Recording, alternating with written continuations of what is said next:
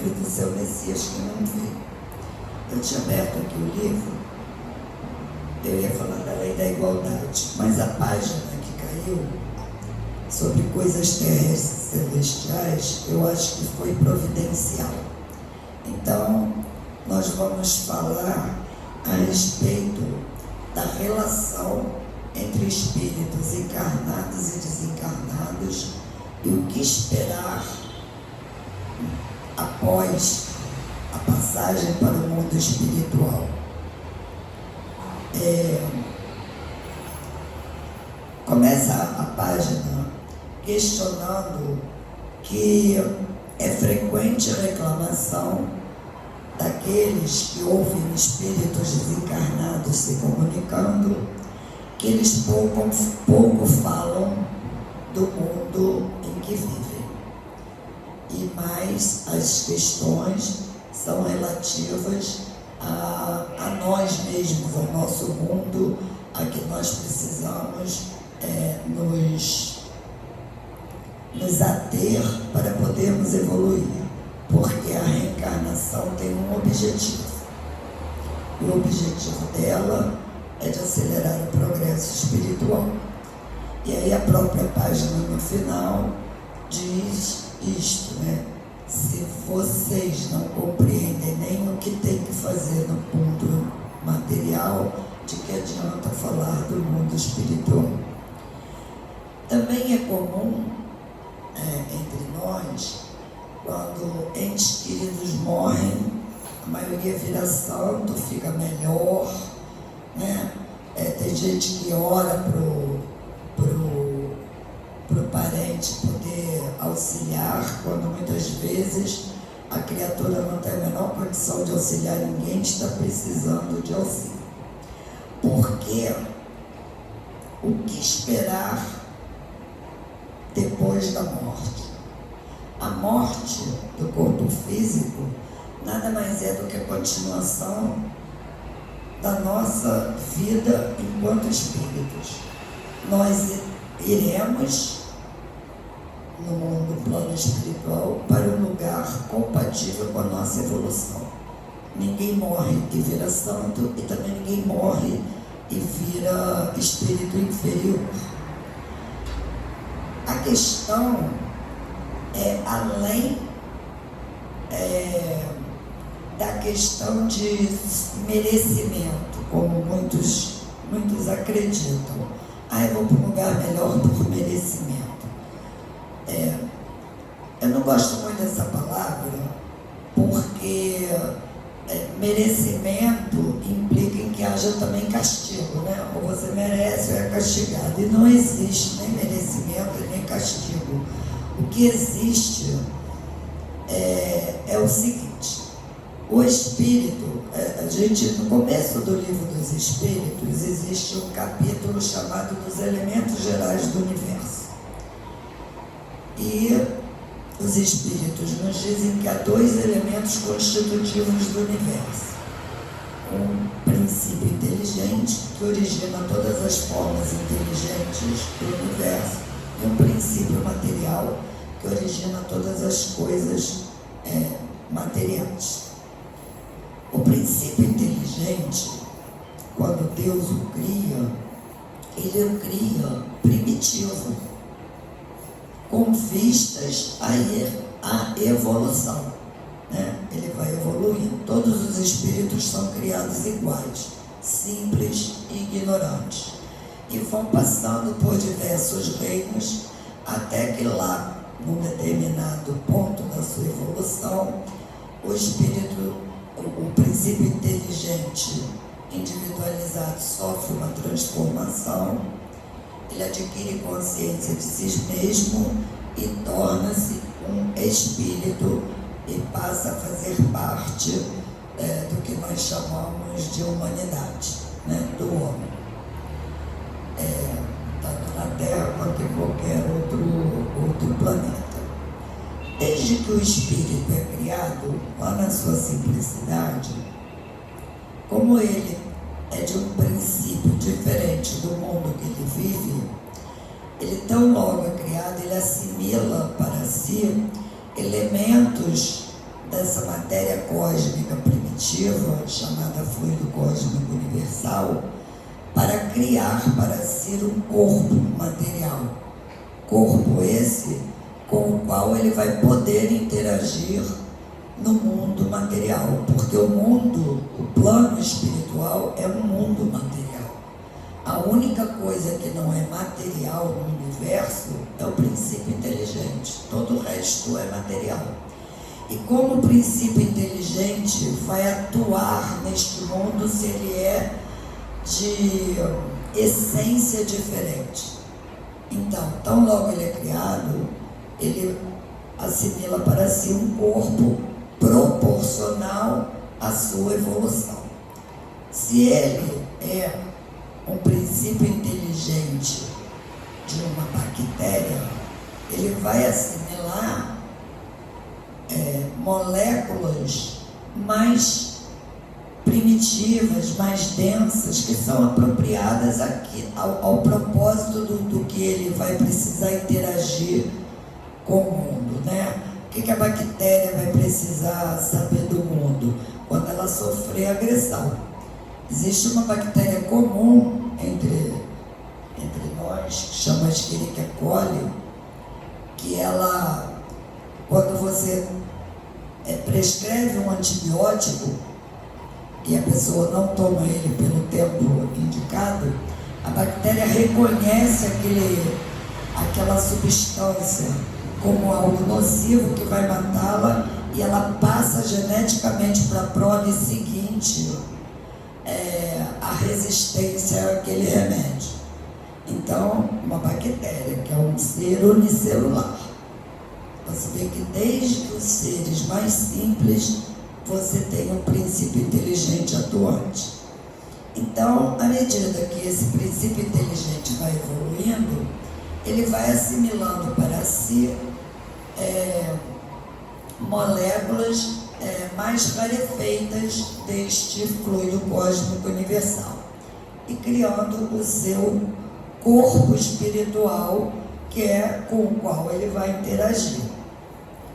Este corpo espiritual é o que vai determinar para onde nós iremos quando desencarnarmos, porque ele é material e ele tem um peso específico. Então, o corpo de uma bactéria, ele é diferente do corpo de um gato, de um corpo de um homem. Quando o espírito chega no grau de humanidade, além desta atuação semimecânica, ele tem, com a consciência de si mesmo, um pensamento mais elaborado e um poder decisório, de tomada de decisão. E aí a coisa complica mais um pouco, porque quando eu tomo decisão, eu tomo decisões certas e equivocadas.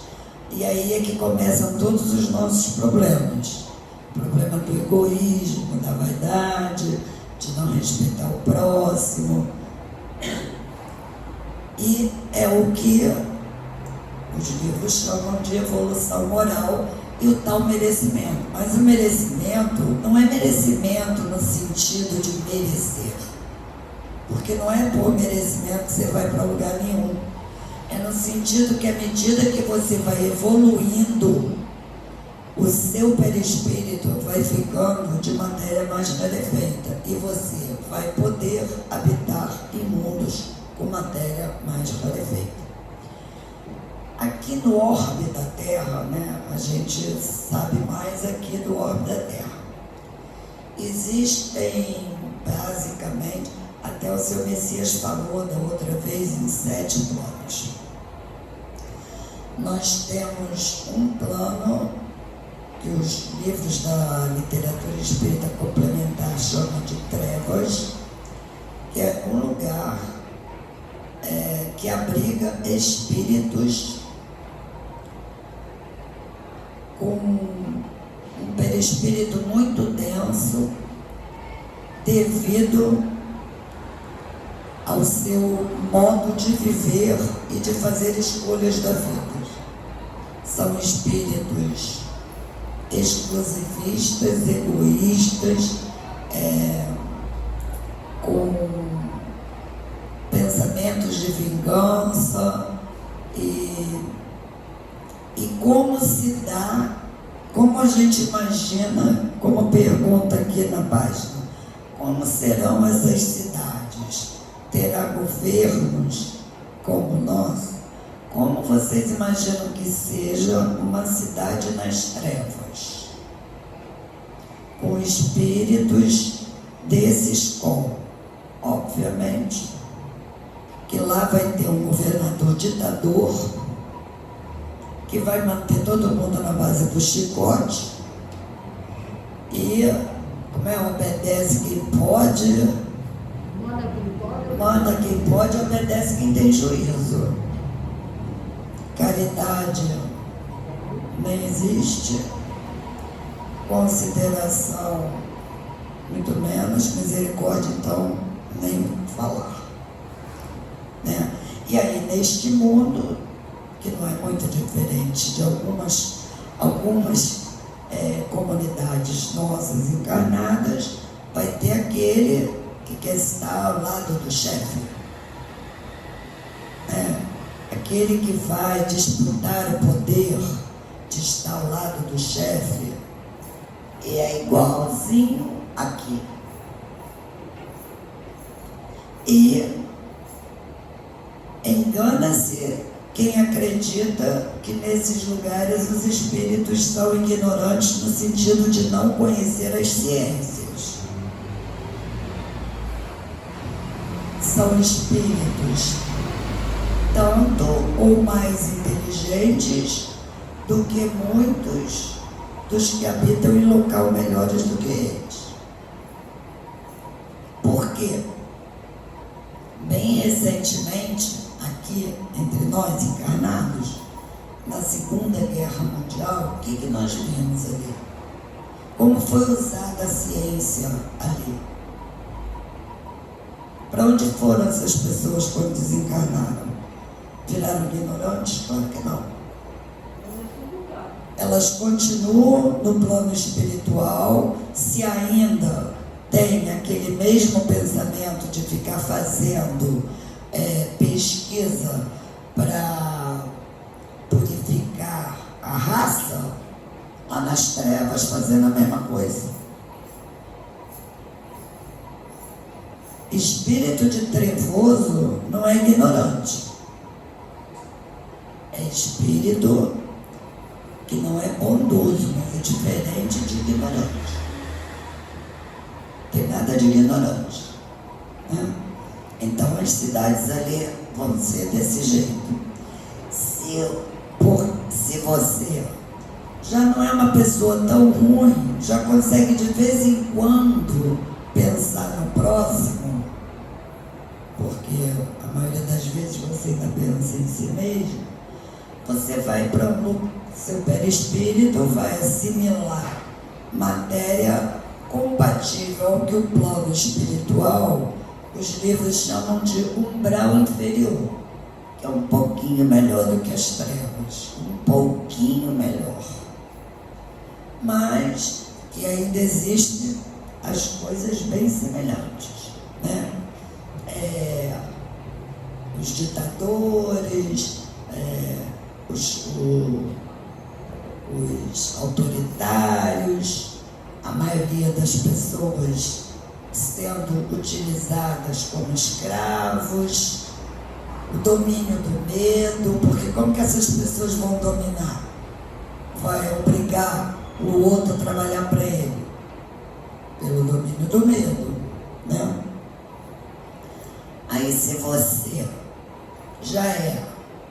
já consegue pensar mais vezes no próximo, você vai para um local chamado umbral intermediário, onde existe a colônia que André Luiz bem descreve no livro Nosso Lar, que é uma colônia espiritual chamada Nosso Lar, que fica na direção geográfica da cidade do Rio de Janeiro. A colônia Nosso Lar não é uma colônia de espíritos evoluídos. É uma colônia de espíritos inferiores, mas que já não estão tão ligados à maldade, mas que muitos estão ignorantes. Eu me lembro, no livro Nosso Lar, tem uma passagem que eu, quando li, eu ri muito, mas aquilo me marcou até hoje, que o livro foi escrito pouco antes de estourar a Segunda Guerra, né? E aí estava uma polvorosa lá na cidade, porque esperando, né, a eclosão da guerra. E uma senhora lá, moradora da cidade, estava nervosíssima, porque ela tinha conseguido se livrar do marido quando desencarnou. E se ele desencarnasse, ele ia achar ela lá, no pensamento dela, né?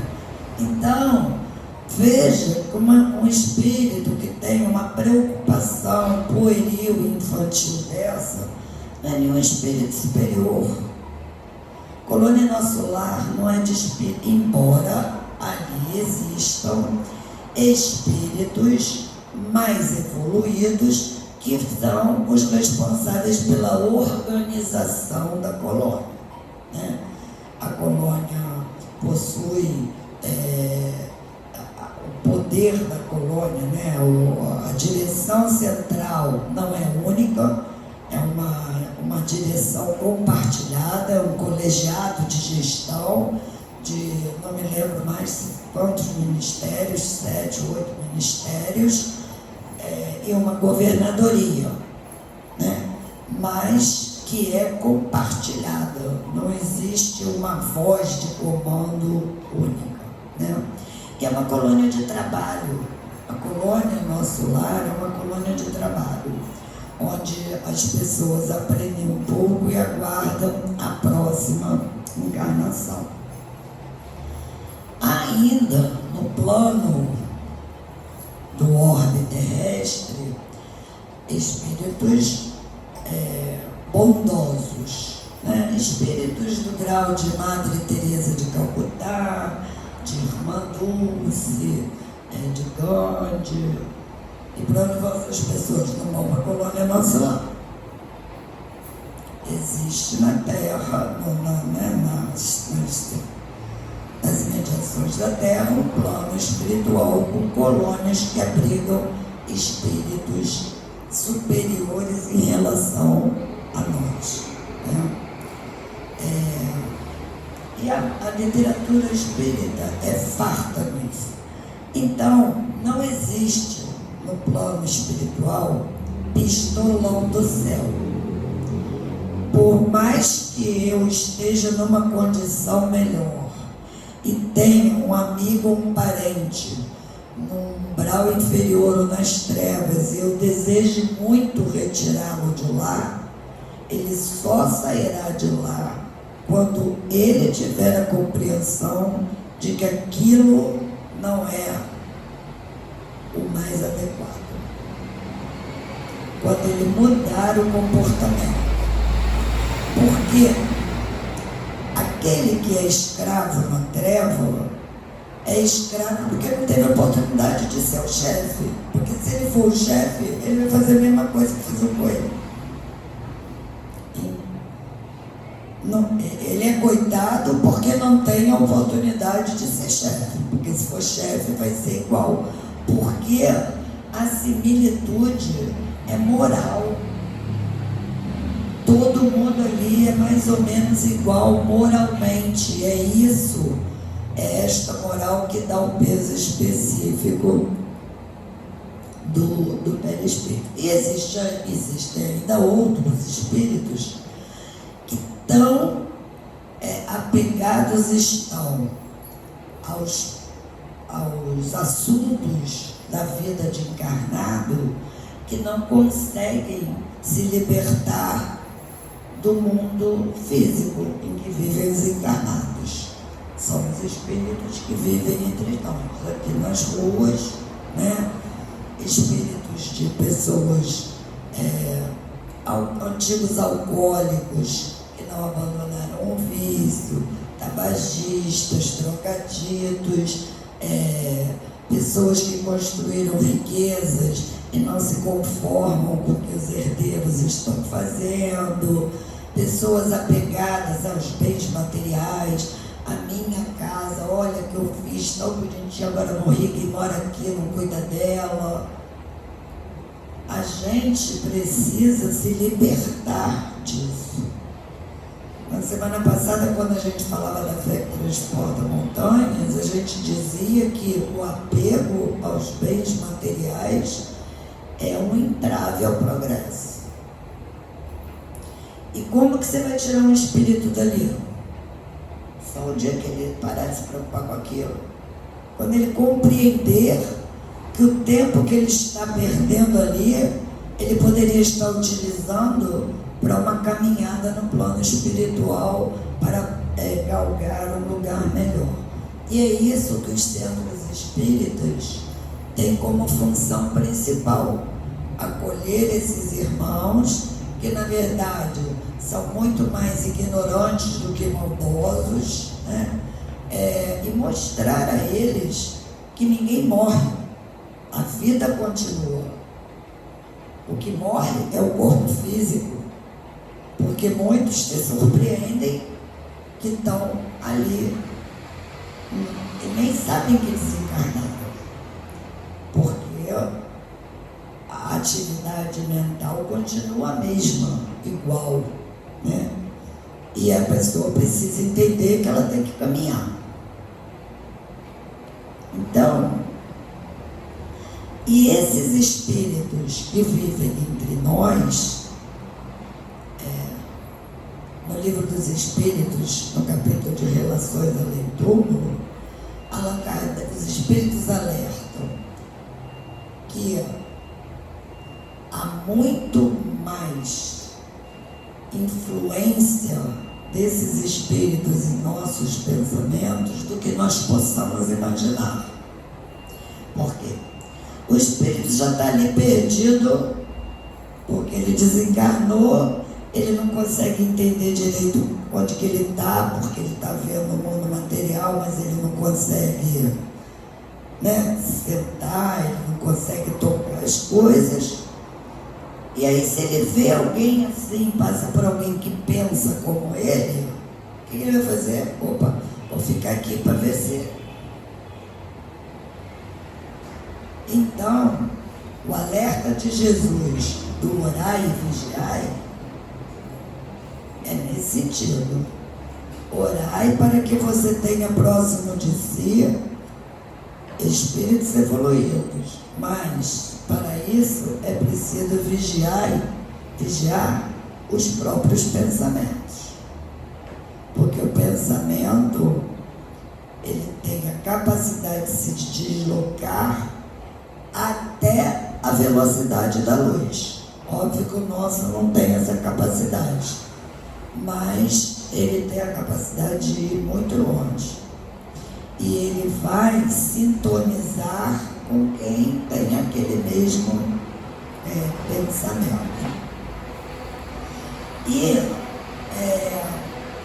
os espíritos, todos nós, que transitamos aqui na Terra, antes do advento do Espiritismo, a maioria das religiões, acho que todas elas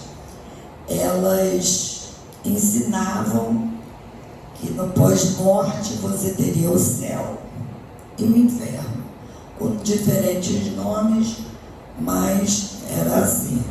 Lá os vikings dinamarqueses lá, eles tinham um lugar que eles chamavam de Valhalla, que era considerado céu. E aí, se você não ia para o céu, tinha um lugar lá que tinha um outro nome, que correspondia ao purgatório. Todas as religiões tinham a mesma característica, né?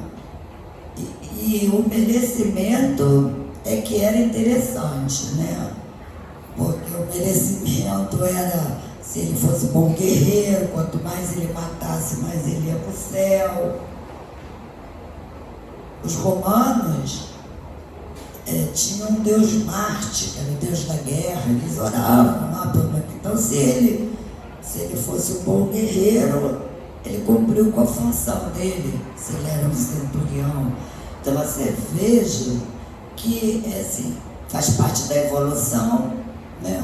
Nós já tivemos lá e nós já pensamos assim. Hoje, graças a Deus, temos outro entendimento.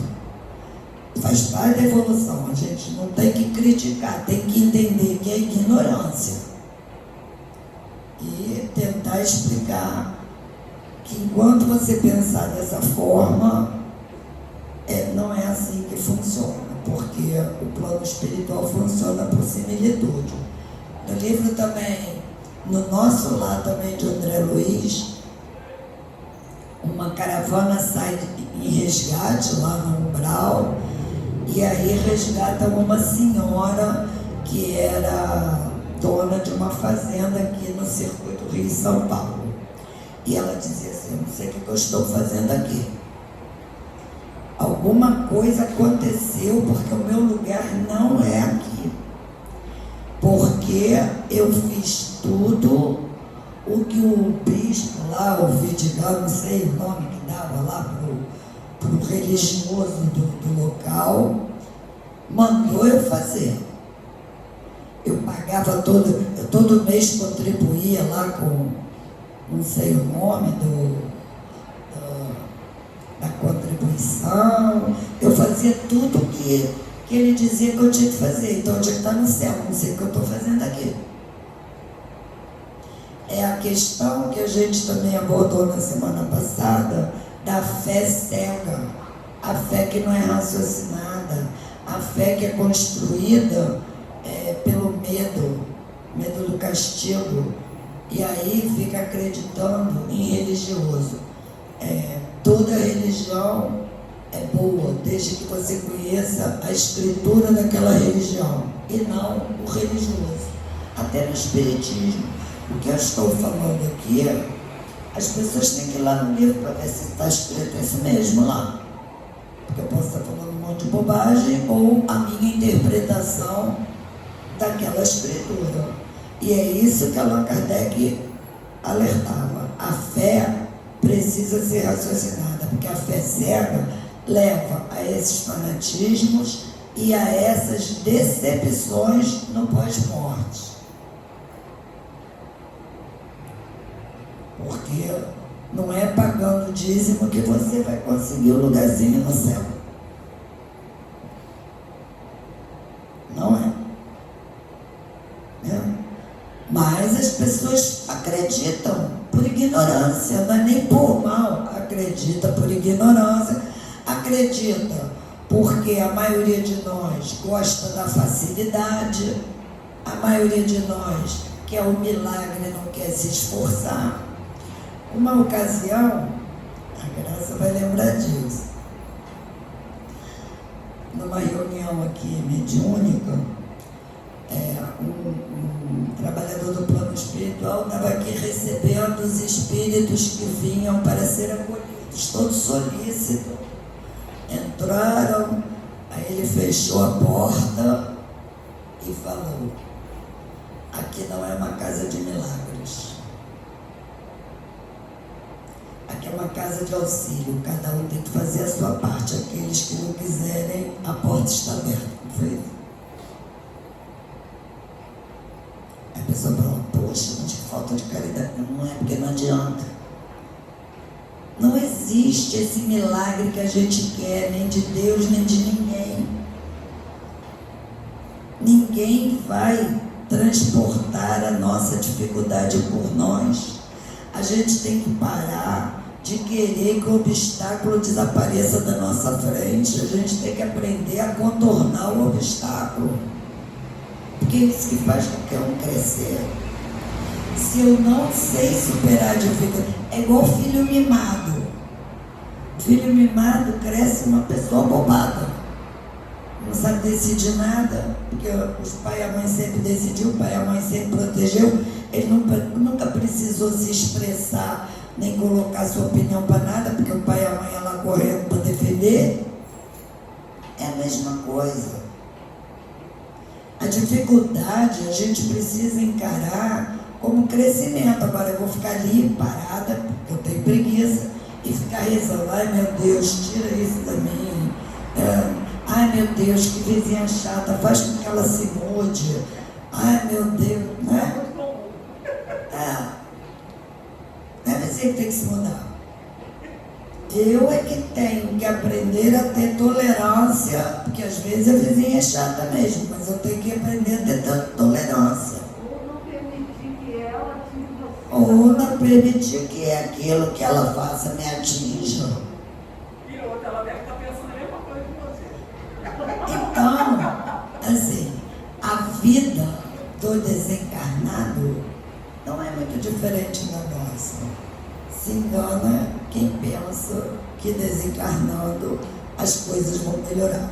A única coisa que eu acredito seja melhor do que aqui é que, como plano espiritual, a seleção ela é por peso do perispírito, ela é por aquisição moral. Naquele lugar todo mundo é igual. Independente do lugar, naquele lugar todo mundo é mais ou menos igual. E aqui, no mundo dos encarnados, a sopa é de letrinha. Aqui estão misturados pessoas boníssimas com pessoas cruéis.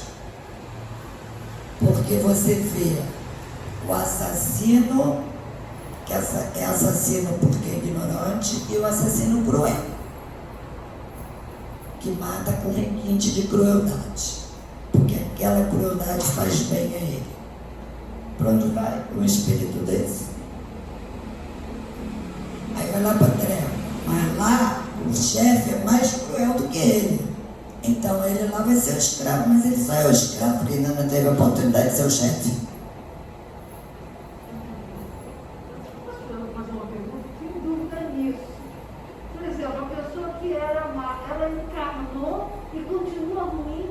Lógico, se ela não aprendeu nada. Mas ela tem a vamos dizer assim, você encarna independente de você ter melhorado ou não. Para que serve a encarnação? Para que serve a encarnação? Você pode evoluir no plano espiritual, você pode aprender no plano espiritual? Pode. No plano espiritual tem escola? Tem. No plano espiritual está lá o seu inimigo para você aprender a conviver com ele? Nem sempre.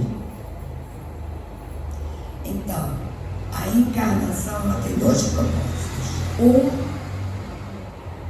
Você auxiliar Deus na evolução dos mundos materiais. Porque como o mundo material, como a Terra evoluiu de 6 milhões de anos para cá, com a inteligência do homem modificando o solo, modificando, criando.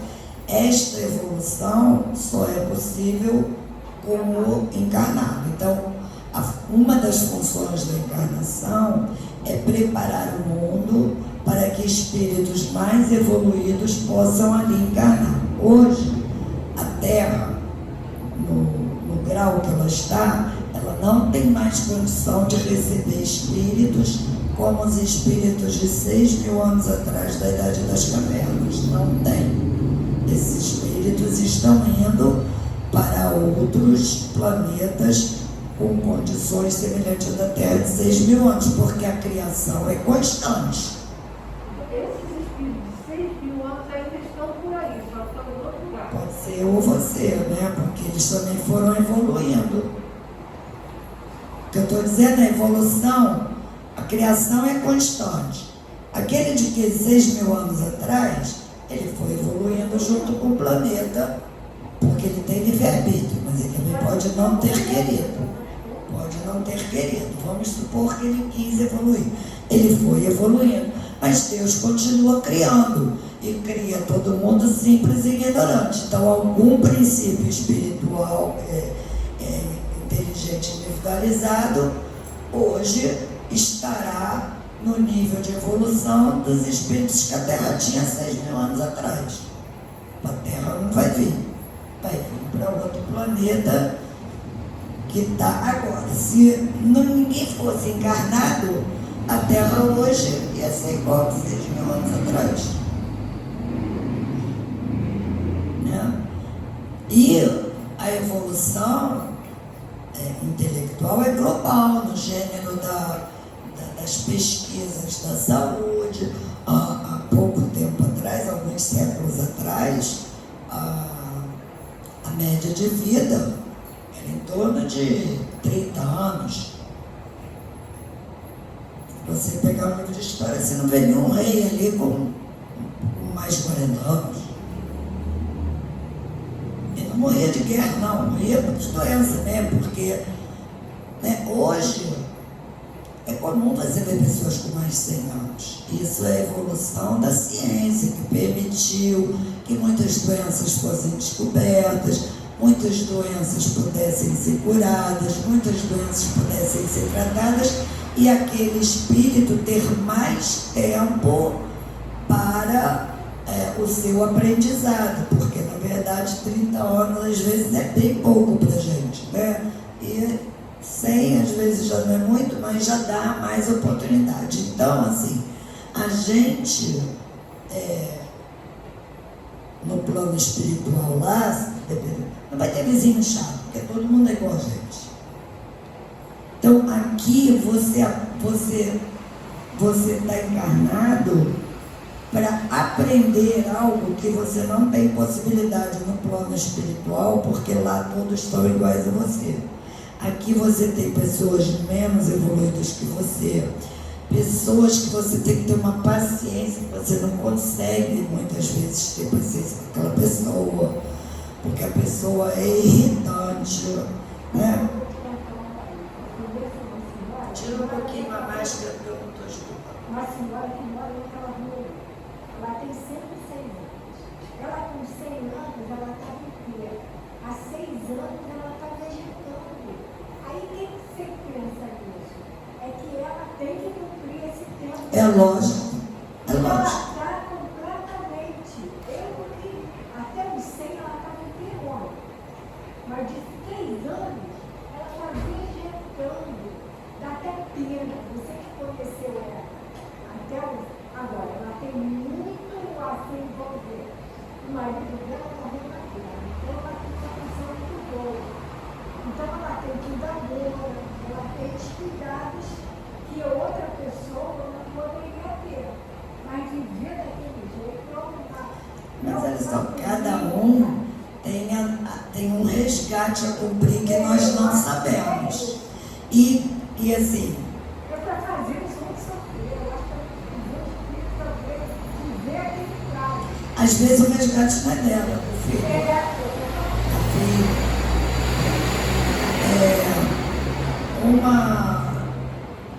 Uma misericórdia de Deus é o esquecimento quando a gente encarna.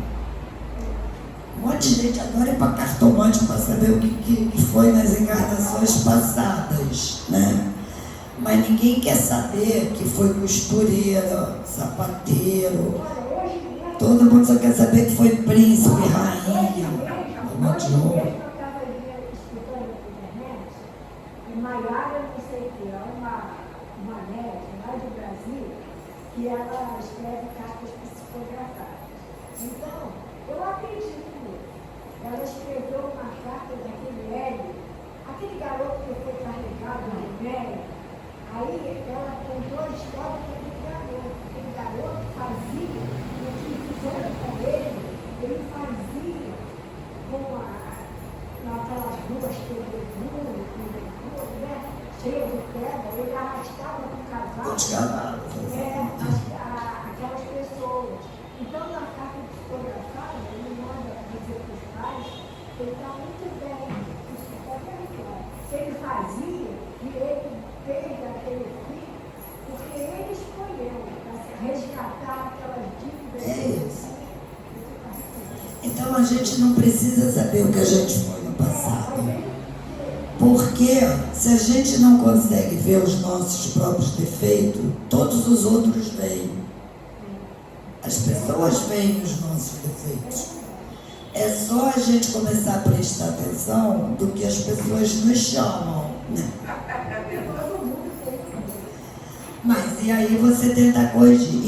Identificar um defeito não é sinal de que você vai conseguir superá-lo, porque assim, não é difícil, não é fácil eliminar mais má tendência, mas a gente tem que ficar tentando, até um dia vai conseguir.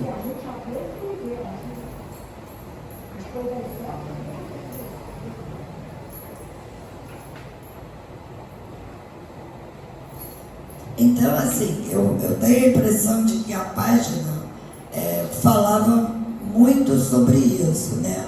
O que esperar do mundo espiritual. Existe uma frase que diz assim: o futuro se constrói no presente. É no presente que você constrói o seu futuro. Aquilo que você fez no presente é que vai determinar o seu futuro. O passado é passado. Não adianta a gente querer saber o que a gente fez no passado, porque você não tem como corrigir o passado. O passado passou. Mas a única coisa de bom para você saber no passado é qual foi o seu erro para você tentar corrigi-lo. Não a situação, mas corrigir o que motivou aquele erro. E isso algumas pessoas conseguem saber nos centros espíritas, conseguem ver reencarnações passadas, mas elas só são reveladas com este objetivo. É aquela pessoa que lamenta porque ela é uma vítima, tudo na vida dela, e aí é mostrado uma vida passada para ver que de vítima ela não tem nada. Ela precisa aprender a mudar o seu modo de pensar e agir, né? Então, assim, acho que a gente conversou bastante sobre isso, nem era o ponto que a gente ia falar, mas tenho a impressão de que talvez fosse o ponto que a gente precisava conversar, né? Todos participaram e acho que foi muito bom o entendimento disso.